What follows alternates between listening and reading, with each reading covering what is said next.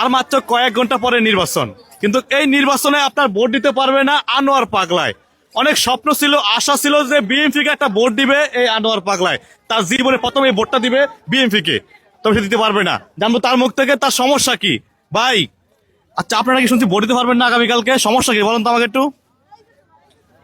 আমার সমস্যা কোনো শেষ নাই, সমস্যাটা আমি কি করবো, হাত কামু সমস্যা দিয়া সমস্যাটা বলেন না, কোন কি কোন সমস্যা? সমস্যা আমি সমস্যাই মনে করি না।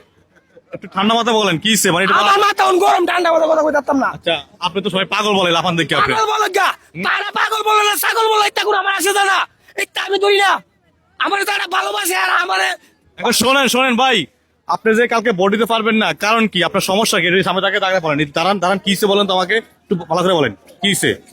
আমার আইডি কার্ড হয়েছেন তাই বুক করুন করতে। আপনার আইডি কার্ড নাই না?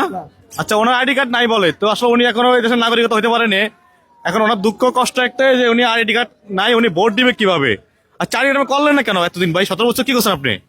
70 বছর হাত খাইছি, ঘুম খাইছি, দেন না 70 বছর মানুষ বুঝতে পারছে, 70 বছর আইডি কার্ড কি ভোট করবো? ভোট দেওয়ার হ্যাঁ? বিষয় না কোনো, আইডি কার্ড তো সবার লাগে। রিক্সা কিনতে গেলে আইডি কার্ডের প্রয়োজন আছে না? আইডি কার্ড লাগে কার জানেন? যারা ভদ্রলোক, হ্যাঁ। যারা ইউনম্যান, যারা ভাইয়া এই বড় বড় লোকরা, যারা চাকরি দাবি করে হেরার লাগে, যারা রাস্তা ঘুমা হেরার লাগে না, হেরার জন্য রাখতো তাহলে হেরার আইডি কার্ড দিলইলে।